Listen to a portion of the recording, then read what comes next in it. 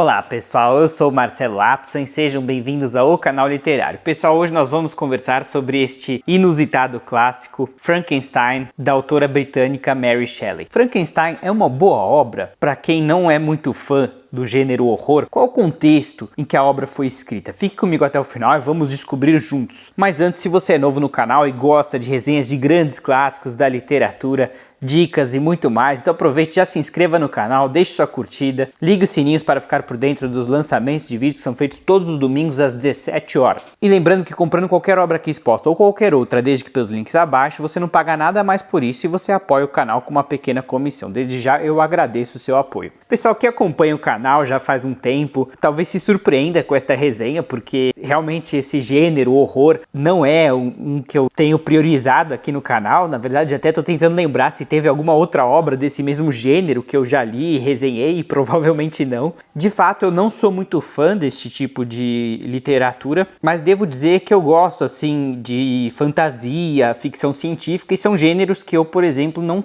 tenho lido e resenhado aqui no canal simplesmente por falta de tempo, mas estou para mudar isso, justamente tentando me desafiar, né, sair da zona de conforto. Foi aí que eu falei, não, vamos ler alguma coisa diferente assim, né, e logo pensei em Frankenstein. Inclusive essa foi uma dica de vocês, tá? Muitos de vocês falaram que era a obra favorita da vida, né, então não tinha como não verificar, né, e tô numa fase também de desafiar certos preconceitos literários, né? Frankenstein, pensei, será que não é infantil, né? Mas não, pessoal, eu vejo que talvez foram feitos, né, filmes que talvez sejam um pouco pueris, não sei. Mas o fato é que foi baseado num grande clássico da literatura, né? Assim como, para pensar, nós temos Pinóquio como um filme infantil, mas dizem que também o livro é muito bom, é um grande clássico. E devo dizer que me surpreendeu muito positivamente, mas depois da leitura eu fiquei procurando um adjetivo para definir essa obra e pensei, né, obra de horror, suspense, melancólica, né, e no fim as próprias pessoas que fazem o prefácio dão a dica, é um livro gótico. O que é um livro gótico, né? Fiquei pensando assim, né, eu nem pesquisei, mas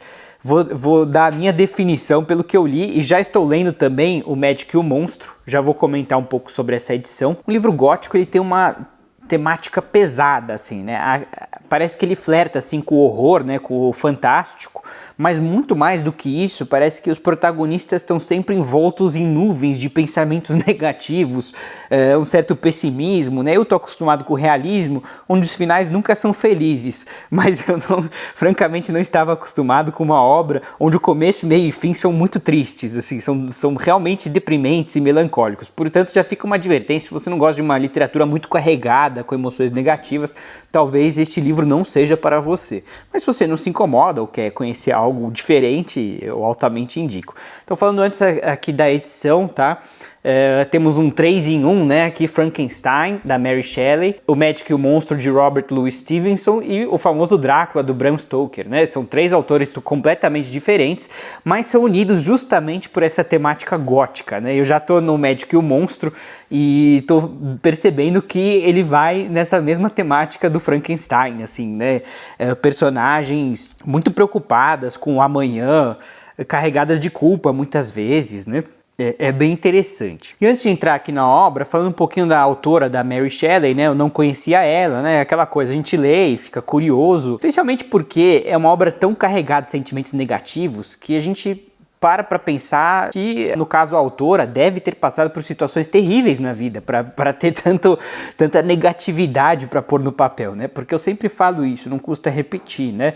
Ficção não é exatamente ficção. Aqui temos uma criatura, né, assim, fantástica, é verdade, uma coisa completamente fora da realidade, mas o contexto é muito real, né? É muito provável que, em certo nível, talvez psicanalítico, tudo que lemos é verdade. Vou explicar melhor mais adiante. Vamos entender um pouco a vida da autora. Essa Mary Shelley parece que perdeu a mãe muito jovem, e o pai, Godwin, se casou com uma tal de Mary Jane, uma mulher que a Mary Shelley parece que odiava, tinha uma péssima relação, né? Uma verdadeira madrasta, né? Então ela já não teve uma infância muito fácil. Curiosamente, o pai não era apenas liberal, né, nas ideias, ele era verdadeiramente anarquista, né? Talvez até mais do que socialista. Isso certamente influenciou a autora, mas o fato é que a autora, ela se casou com um homem e ela perdeu 3 crianças, né? Parece que a primeira, se eu não me engano, ela nasceu, mas não sobreviveu por muito tempo, nasceu prematura, e os outros 2 morreram na barriga dela. Então, parece que é uma pessoa que passou por muitos traumas, né? E se a gente olhar a vida desses escritores do gênero horror, geralmente são pessoas que tiveram vidas terríveis, né? Não é à toa que escrevem coisas ali chocantes, né? Isso tudo tá lá dentro da pessoa de uma certa maneira, ela vivenciou muito horror, talvez, né? Interessante comentar o contexto no qual a obra foi escrita, em 1818, parece que em 1816... a Mary Shelley e seu marido estavam em Genebra, junto com o Lord Byron e um tal de William Polidori, se eu não me engano. Gente, eu não tenho papeizinhos aqui com os nomes, então me perdoem, mas na edição a gente corrige qualquer coisa. Eles estavam meio que de férias, numa espécie de retiro, né, em Genebra, quando o Lord Byron parece que propôs um desafio. Vamos ver quem escreve a melhor história de fantasma. E a Mary Shelley parece que tinha muito interesse nas teorias aí de origem da vida, não sei, parece que era um tema que ela gostava, né, e aí parece que ela foi a única ali que realmente se empenhou na aposta e falou, eu vou fazer um belo enredo de horror. E foi aí que nasceu Frankenstein. Parece que ainda demorou uns 2 anos, mas começou aí, né? Bom, e afinal, o que trata essa história? Começamos aí com um tal de Robert Walton, um rapaz sonhador que decide se aventurar no Ártico, né? De navio, ele sempre quis fazer uma expedição de navio pro Ártico. Ele se corresponde com a sua irmã. Em sua correspondência ele menciona que em determinado momento no Ártico ele encontrou um homem. Sim, um homem perdido ali num bloco de gelo, né, numa ilha de gelo, algo do gênero. E ele resgata esse homem, só que esse homem está num estado febril, terrível, né? E esse homem não é ninguém menos que Victor Frankenstein. Como assim, Marcelo? Frankenstein não é a criatura? Gente, eu sou culpado desse crime, eu sempre pensei que Frankenstein era o monstro, né? E não, é o cientista que deu a vida à criatura, né? A criatura não tem nome. E esse Victor Frankenstein, ele está extremamente abalado, não apenas psicologicamente, mas fisicamente, ele está muito gripado, doente, né? E ele vai começar a contar a sua história de vida para esse Robert Walton. Esse Robert Walton é uma personagem mais secundária, ele não ganha muito espaço na narrativa, realmente o protagonista aqui, sem dúvida, é o Victor Frankenstein, que vai contar toda a sua história. E ele era bem nascido, e ele vai contar sobre a Elizabeth, sua irmã adotiva, mas basicamente, e sem entrar em muitos spoilers, tá, pessoal? Eu vou tentar não contar muito, mas alguma coisa do enredo eu preciso contar, senão não tem nem como eu analisar a obra aqui, tá? Então, mas eu vou tentar diminuir ao máximo aqui os spoilers. Se Victor Frankenstein era aquele típico rapaz apaixonado, né? Assim, apaixonado no sentido pela vida, pela ciência, né? E ele tinha justamente um certo desejo de compreender os mistérios da vida, a alquimia, né? Eu achei muito legal que ele vai citar Paracelso, né? Vários nomes aí que foram enterrados com o advento da química. Mas eu acho que a alquimia, abrindo um pequeno parênteses, ela teve o seu lugar aí na fama, né? Como um precursor da química. Talvez se não fosse a alquimia não teríamos a química hoje. Evidentemente que tudo que a alquimia trouxe já foi descartado, mas foi uma tentativa de entender a natureza, né? O que ocorre talvez a nível molecular. Só os caminhos eram errados, mas o objetivo era nobre. E aqui ele vai fazer um certo ódio à alquimia, que eu acho muito legal. E nisso esse Victor Frankenstein, como um rapaz apaixonado, né? No sentido assim, com muita energia, né? Querendo produzir algo, descobrir algo novo, ele vai se aventurar nesse campo da alquimia. E como é bem sabido, ele vai dar vida a uma criatura, né? Ele vai juntar vários pedaços de corpos para dar origem ao seu golem, né? Só que no caso não de barro, aqui de membros humanos mesmo. Só que isso vai se provar o maior erro da vida dele, porque agora a criatura tem vida, e mais do que vida, ela tem uma vontade própria, né? Que foge do domínio desse Victor Frankenstein. E ele mesmo acaba se horrorizando com o aspecto físico da criatura, e infelizmente não lhe dá amor. Né? Ele sai correndo, né? Ele fica assustado, o que é isso, o que eu fiz, o que eu criei, né? E agora ele terá que suportar as consequências éticas e morais dos atos dessa criatura, né? Porque por um lado ele não é a criatura, né? Ela deveria responder pelos seus atos, mas por outro ele criou ela, né? E ele não precisava ter criado. Então, se não pela lei dos homens, mas pela própria consciência, com certeza, isso vai ser o grande tema da narrativa. Ele vai ficar todo momento preocupado com o que essa criatura está fazendo. E o problema é que essa criatura, num primeiro momento, ama o seu criador, mas ao passo que esse criador vai negando esse amor, essa criatura vai endurecendo seu coração. E realmente nós temos um enredo muito, muito interessante. E a todo momento, de novo, eu acho que essa é a grande temática gótica aqui da narrativa, que o protagonista, ele tá transtornado. Ele me lembrou em muitos momentos do Raskolnikov. Vamos dar uma olhada aqui dentro da cabeça desse Victor Frankenstein, o que se passa lá. Eu acho isso muito legal.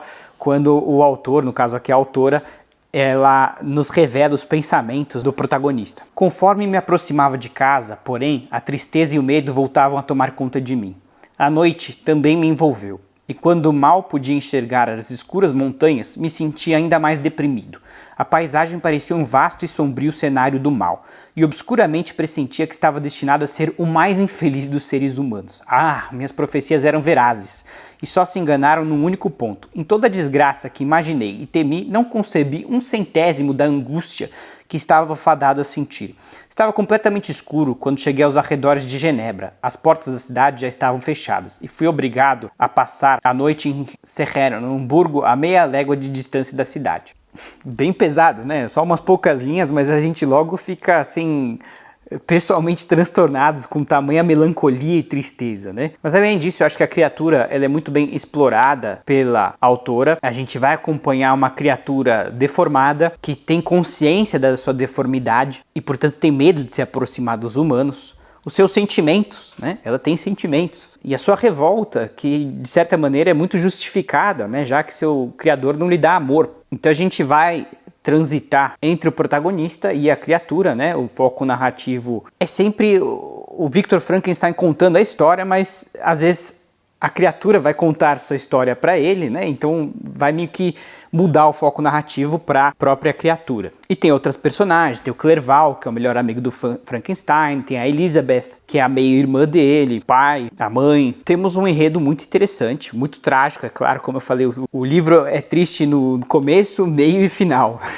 Não tem parte alegre, eu acho, né? Que justamente me leva a questionar, afinal, né, o que essa autora passou pela vida, e como eu disse para vocês, ela não teve uma vida fácil. Mas de uma certa maneira psicanalítica, tentando analisar, talvez a criatura seja algo que ela também criou, assim, né? Algum ato que ela cometeu e que ela se sente responsabilizada, né? Uma culpa que ela carrega e não necessariamente de maneira justificada, até porque eu acho que o protagonista se pune excessivamente, assim, né?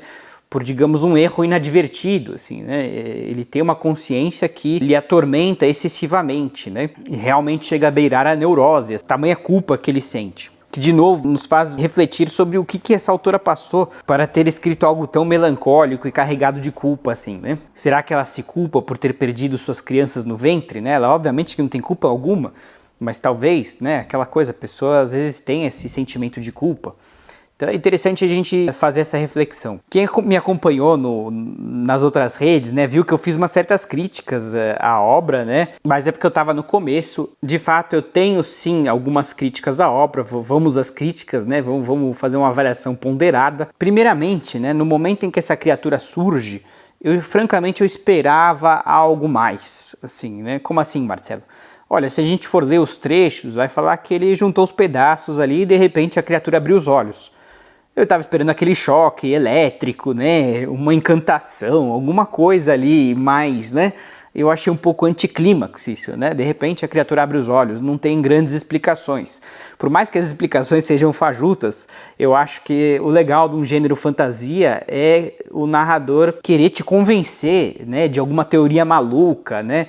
Ou no caso da alquimia, eu achei que ela foi meio que enterrada muito rapidamente. Ele podia falar assim, bom, nós fizemos aqui um processo de galvanização e não sei o que, né?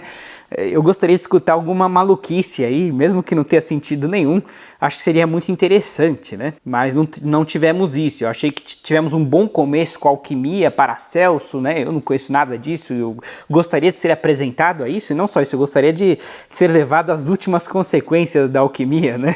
O que não foi o caso aqui. Eu achei que teve esse anticlímax, e a própria criatura, em determinados momentos eu achei ela um pouco inverossímil, né? Ora, achei ela culta demais, leu John Milton, ora parecia muito ignorante, assim, né? Não sabia o que era a leitura, e como que leu John Milton. No primeiro momento eu tive essa contradição diante de mim, ela foi resolvida, né, ao passo que a criatura estava narrando já de um ponto onde ela já tinha aprendido certas coisas, ela estava narrando lá para trás, quando ela não conhecia tanta coisa, mas mesmo assim achei o progresso um pouco rápido demais. Ela parece ora muito culta, como eu disse, e ora muito inculta, assim, um bebê crescido, sabe? Então eu acho que assim, poderíamos ter ficado em um ponto, né? Ou a criatura é completamente inculta, Ou ela é muito culta, de repente, porque o Victor Frankenstein escolheu um cérebro de um grande cientista, né, para ser o cérebro dela, né, não sei. Ou então ela passou 3 anos escondida numa caverna lendo muitos livros, né, não sei. Ela teve um processo de, digamos assim, de adquirir cultura, mas eu achei que foi um pouco rápido demais, né? Eu achei que isso poderia ter sido melhor elucidado. Para mim ficou uma espécie de incógnita aí, afinal, qual é...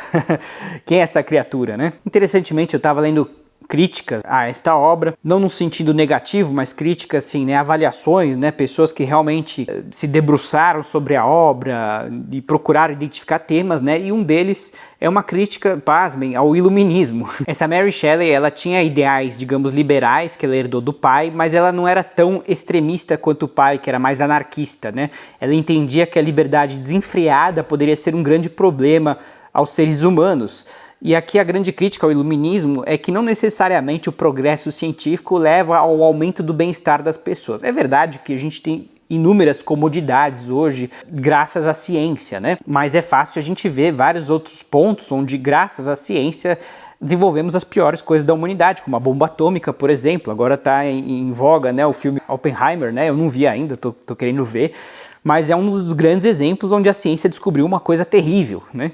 Ao mesmo tempo boa também, porque imagino eu que era uma coisa só, né? A bomba atômica e reatores nucleares, né? Energia nuclear e talvez outras coisas que a gente ainda nem sabe ainda, que são boas, mas talvez é indissociável, né? O bem e o mal, né? Assim, é uma coisa difícil, você fala, vou só descobrir coisas boas na ciência.